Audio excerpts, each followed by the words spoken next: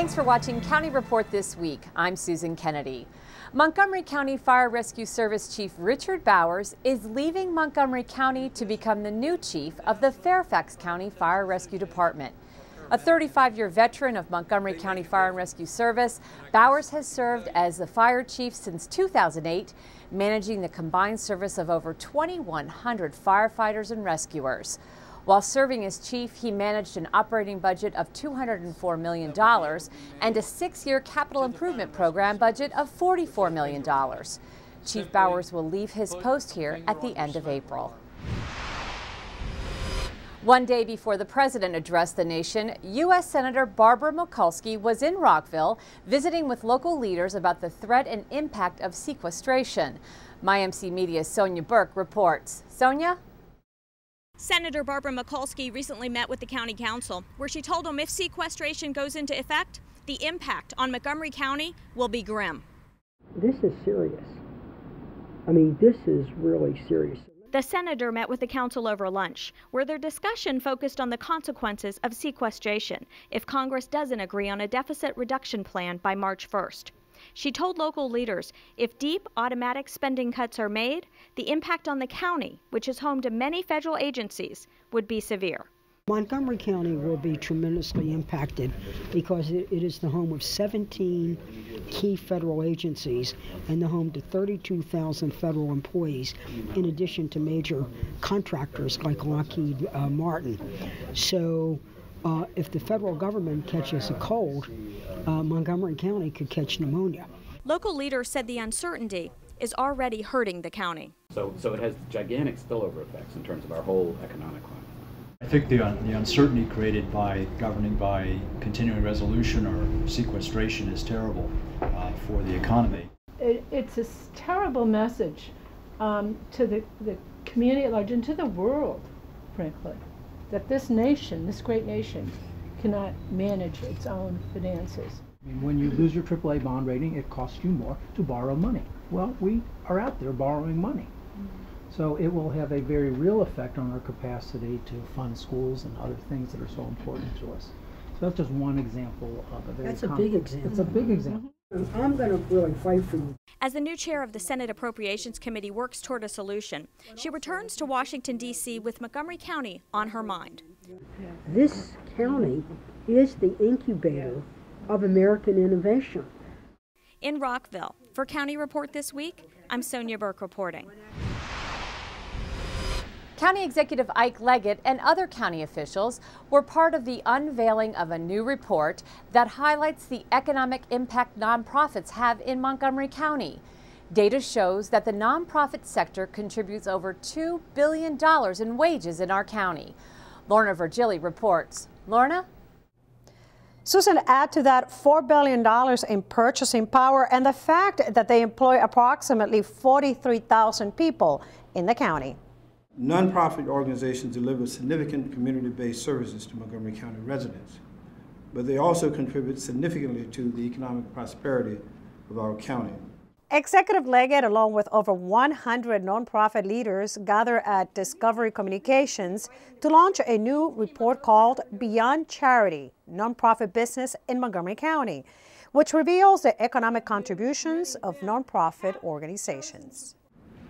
You reflect the excitement and enthusiasm I see out in the community every day in your community solving problems all the time. Initiatives arise here and there, mostly community generated and solved by communities. Nonprofits can also be viewed from another economic advantage point as purchasers of goods and services, with a buying power of $4 billion.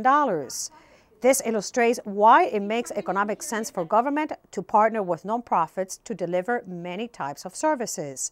In FY12, Montgomery County had almost 500 contracts with nonprofits valued at nearly $97 million. But the questions that we ask at the county council level have to do with minimizing the very things, I think, that this conference is emphasizing. We want to minimize overhead. We're not trying to create more administrative jobs. We're trying to put money into direct service. And we're trying to make sure that we're utilizing evidence-based best practices to reduce the incidence and the prevalence of the conditions that cause concern. The report was funded by the county's Department of Economic Development and the Department of Health and Human Services. To view it, visit nonprofitmontgomery.org. For County Report This Week, in Silver Spring, I'm Lorna Virgili. Residents, nonprofit providers, community activists, and elected leaders gathered at the Silver Spring Civic Building recently to discuss their work week living on the Supplemental Nutrition Assistant Program $5 per day food budget. Montgomery County Councilmember Valerie Irvin organized the Snap the Silence on Poverty Challenge, and hundreds of local residents joined her efforts to bring attention to the issue of poverty in our community. The challenge kicked off on February 4th, and on February 8th, over 50 of these participants gathered for conversation and food. I was humbled by the outreach out there, that in your own little communities and neighborhoods and Twitter accounts and Facebook pages, big conversations were taking place. And finally, I'm just grateful that you're all here, part of this amazing community we call home. And this is just the beginning of something that we're going to continue. The County Council has approved a measure that would ban smoking on county property. The bill is sponsored by Councilmember Nancy Florine, and as she tells us, it's all about protecting the public's health. It gives everybody just a little bit more power when they say to someone, please don't subject me to your smoke. That's what this is all about. By and large, we've had very little opposition to this, and that's, I think, a statement of Montgomery County residents' commitment to living in a safe environment and being okay with some additional commitments to preserving their healthy space. Still to come on County Report This Week, we'll bring you a story about a visitor to Montgomery College who traveled from another continent. I'm Rockville 11's Bridget Breuer. Coming up next, we'll tell you why some fourth graders have their eye on the mayor's job when County Report This Week continues. If it wasn't for his doctor, he wouldn't be here. If it weren't for Montgomery County Fire and Rescue, he wouldn't be here. If it wasn't for the phone call, we wouldn't have been there. If I didn't call, I don't know where we would be. Montgomery County emergency responders are there when you need help at no cost to you. In an emergency, don't ever hesitate to call 911. If you live in Montgomery County, you will never get a bill or pay a dime. So if you have an emergency, call us. We're there for you. Are you sure they can recycle us, Clamshell? Hey, Dome, we're on a new recycling postcard. I can't wait to make a new start. Maybe I'll be a red carpet at a big premiere. And I'll get to paint the White House. Shh, here he comes. Now you can recycle more plastics in Montgomery County, including #1 PET plastics such as clamshells, deli containers, trays, lids, domes, and cups. We're in! For more information on recycling, contact the Montgomery County, Maryland Division of Solid Waste Services at 311. The wait is over. Recycle more plastics today. Welcome back to County Report This Week. A program that will be used in the implementation of the county's new EMS transport law is moving forward. As Public Safety Committee Chair Phil Andrews tells us, officials have been working to get the word out to the community about the upcoming change to this service.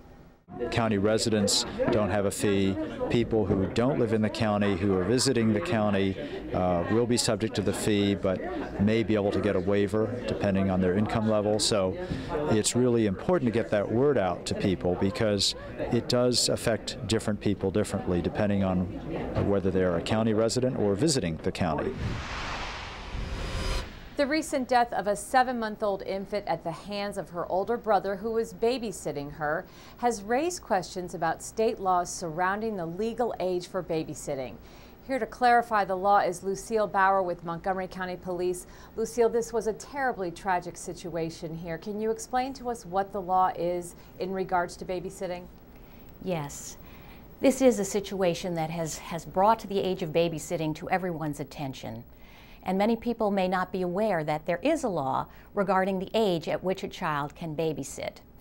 We know under Maryland state law that a child can be left alone when they are 8 years old, and a child under the age of 8 can be left in the care of someone who is no younger than 13 years of age.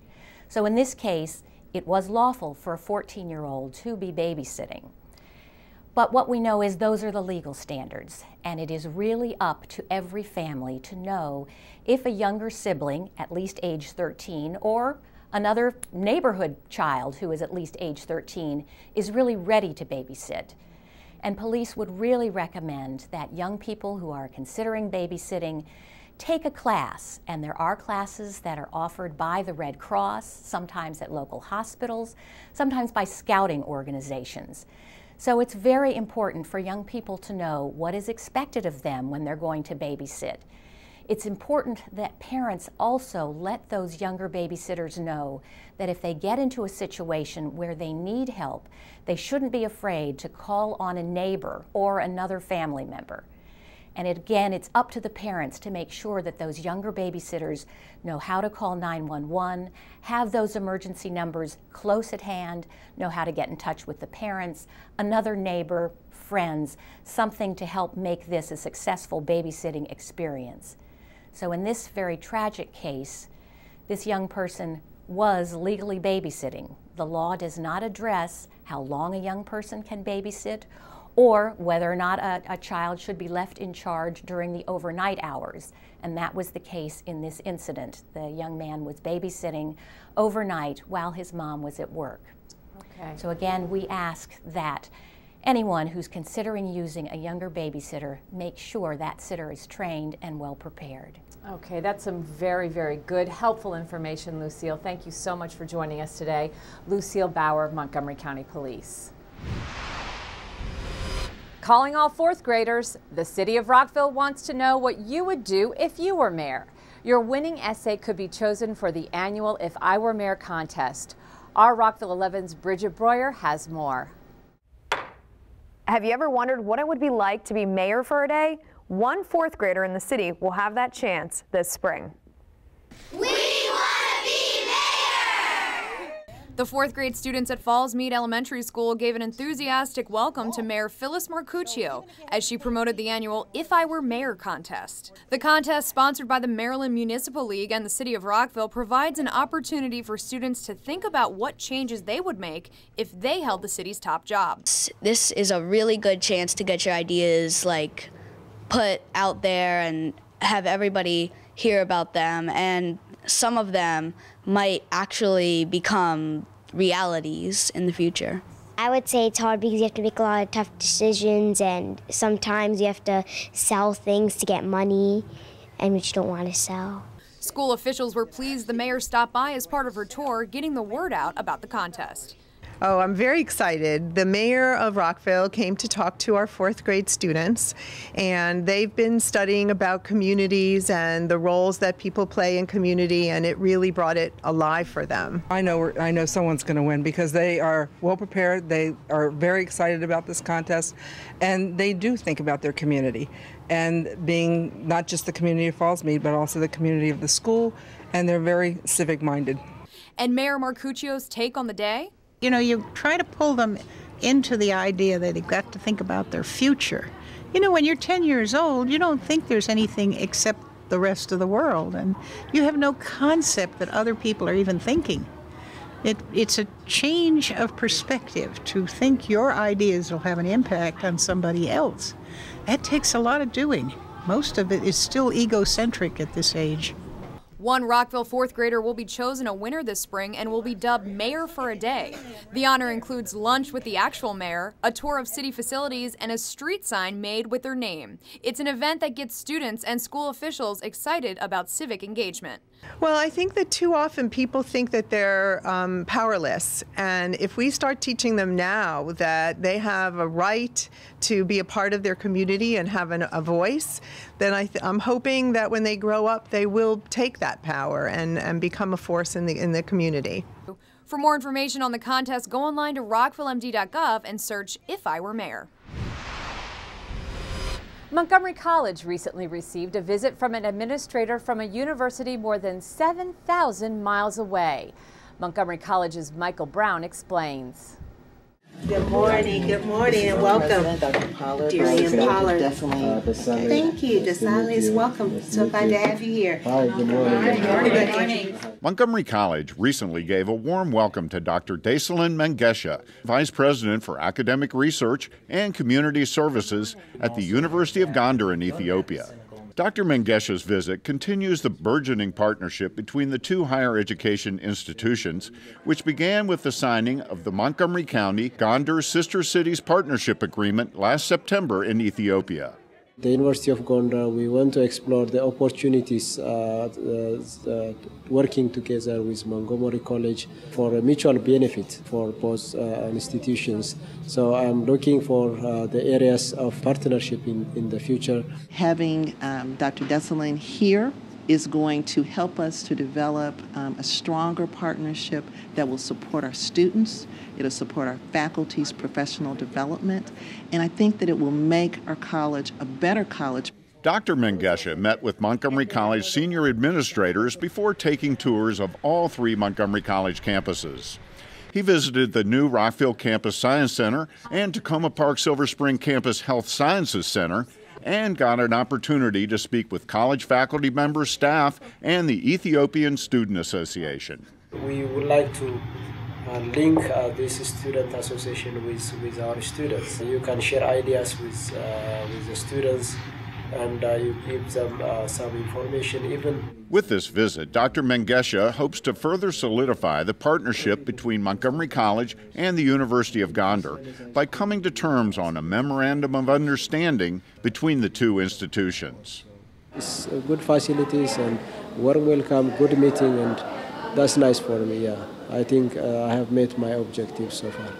Partnerships like the one with the University of Gondar are a part of the Montgomery College 2020 Strategic Plan's themes of educational excellence and community engagement. For Montgomery College Television, I'm Michael Brown. For more information about Montgomery College 2020, visit montgomerycollege.edu/planning. Up next on County Report, we'll tell you how the town of Burtonsville is poised for rebirth, and some Montgomery County students make their mark in the cybersecurity world. Stay with us.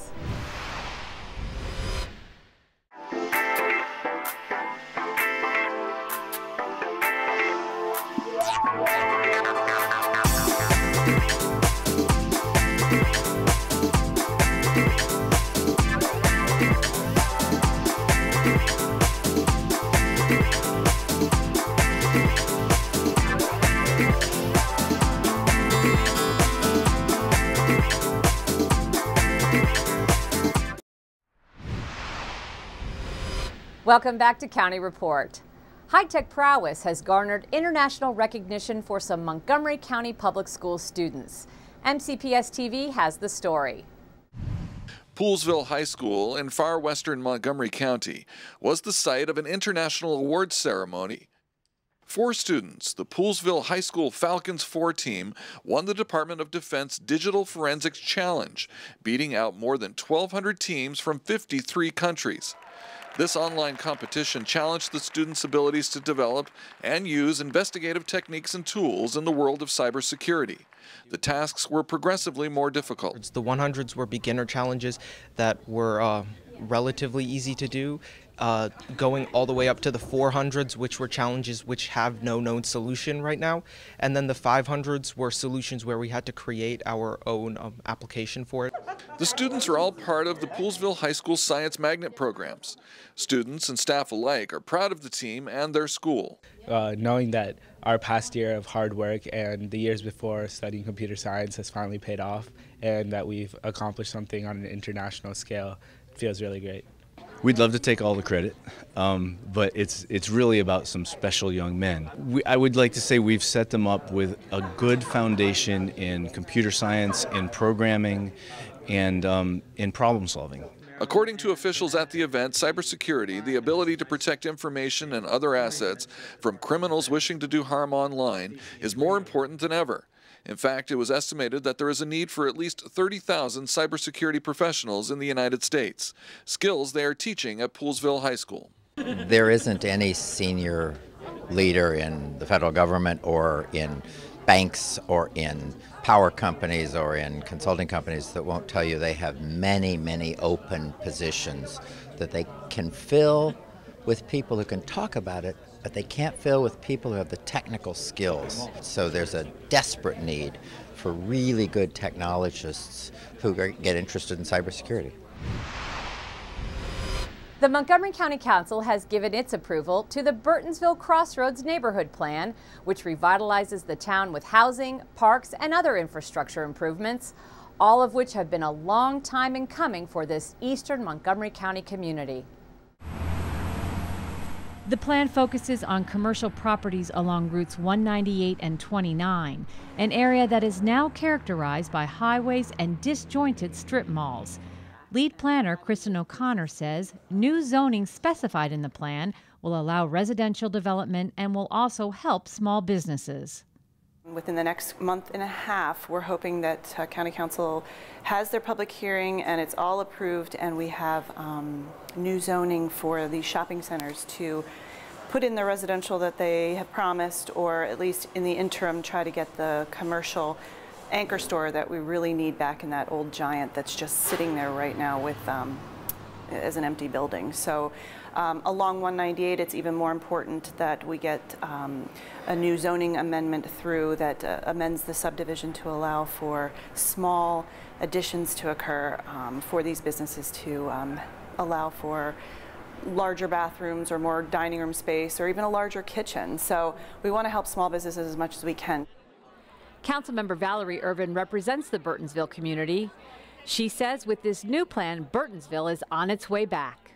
What this plan does is it recognizes that there needs to be a downtown that's walkable. There needs to be green space. There needs to be community space. And so people are really excited about what we're doing, creating sidewalks, changing the facades, really making Burtonsville look like the kind of new downtowns that we're creating in other parts of the county. Improvements to 198 are on hold until funding is available, but other measures are in the works to give the corridor a much-needed facelift.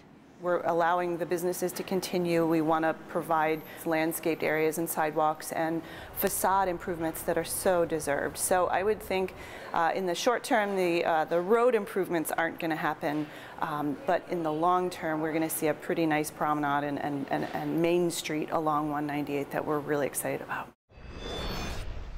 Up next on County Report, we'll tell you how a Montgomery College professor was inspired while painting a mural dedicated to heroes. And Kathy Stanhope will be here with our Pet of the Week.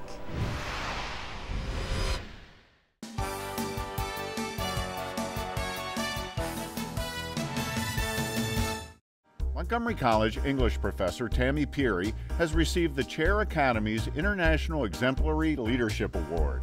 The award recognizes Peary's ability to advance academic and administrative leadership at MC. MC students collected over 1,000 pounds of food in January during the Manna Food Center's Spirit of Service Days. While collecting the food, the students also educated shoppers about the need to fight hunger and feed hope in Montgomery County. Want to find out what's happening with MC Sports? Watch the Raptor Report, a brand new sports series on MCTV. The latest episode covers men's and women's basketball and features live interviews with players and coaches. Check it out on MCTV or on YouTube.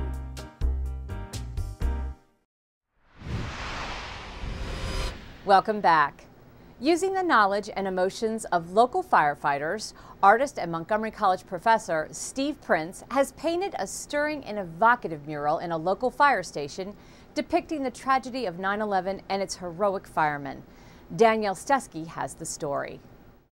TJ works as a firefighter at Germantown Fire Station 34, a station that opened its doors on September 11 of 2010, 9 years to the day after the 9/11 attacks. Nearly 3,000 people were killed on that day, including 343 firefighters and paramedics. Moving to the fire station on the same day as the anniversary of the attacks inspired the firefighters to create a lasting memorial to that tragic day. This was a collective thing between everybody at our station. We kind of came up with the idea that we wanted to do something to symbolize the whole 9/11 thing with us moving into this station on September 11th. So, TJ gave a call to artist Steve Prince, who is also an assistant professor of humanities, social science, and education at Montgomery College. And asked if I was interested in creating a mural for the fire station that would commemorate 9/11. Steve said he would come over to the station and discuss the idea. And after a tour of the firehouse, Steve told TJ that he was interested in the project. And I was very interested in it because of the significance of the event of the 9/11 and what it meant to our nation and what it meant to the world. And I saw it as very much like a community service opportunity. To make sure he captured what the firefighters had in mind, Steve sat down with TJ after his first drawing, and they worked back and forth on the design. Once the revision was done, Steve started to transfer the final drawing to the wall. And so I would teach, in the morning at about 9:30 in the morning, teach my class, and then I would have a break in the middle of the day, and I'd come over for about 3 or 4 hours. And one of the profound things too is that I would have dinner with the firemen, on those nights that I came here. And that gave Steve a chance to learn more about each one of them. And so I was just getting this really rounded view. So as I was going here painting and hearing these contemporary stories and then hearing them reflect with me about the past, because a number of these firemen went to the Pentagon. So they were changed and transformed by these experiences. And so as I was creating this mural, I was being transformed. And this is the final piece, 9 feet tall and 30 feet wide. A magnificent and stirring tribute to the heroism of 9/11, inspired by the real thing, Montgomery County firefighters. If you'd like to see the mural, it's painted at Fire Station 34 in Germantown at 20633 Boland Farm Road. The public is always welcome. For County Report this week in Germantown, I'm Danielle Wistesky. A group of young Montgomery County athletes were honored as part of this week's council session. For the first time in the 42-year history of Wooten High School, the boys soccer team are this year's state champions. Right at the first practice of the season, when we looked around at each other, we knew we had something special. We knew it was our time, looking around at the talent. And it really sunk in when we beat Bowie, the defending state champs, 9-0 in one of the first games of our season. Wow. And right then and there, we made a statement to everyone around.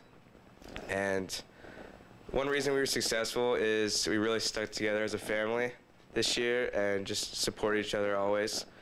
And the Wooten golf team also won a state championship title.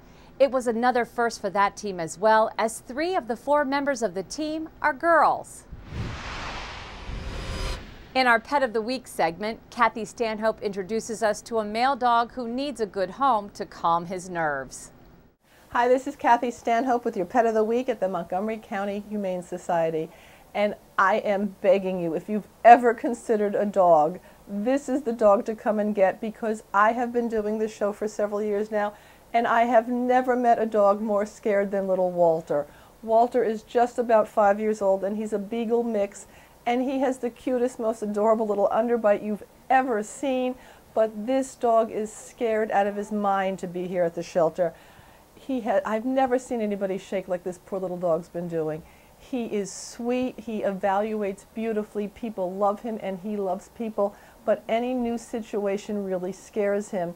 He's not defensive, he's not aggressive, he's very, very mellow, but he is just scared out of his mind. And I'm just begging you, please someone come down and take this dog home where he has some stability. He's just a medium-sized little black dog, like I said, a Beagle mix. 5 years old, he is neutered, and he's very, very nice, and he is absolutely desperate to go home with you. So give us a call at 240-773-5967 or visit us on the web at mchumane.org. You can see Walter on the web or any other dog like him. You want to come and get him. He's wonderful, but he's just very, very scared. Well, that does it for this edition of County Report this week. Remember to check out engage.montgomerycountymd.gov to share your ideas on how to improve pedestrian safety and other topics. And be sure to tune in again next week for a look at what's going on inside Montgomery County. I'm Susan Kennedy. Have a great week.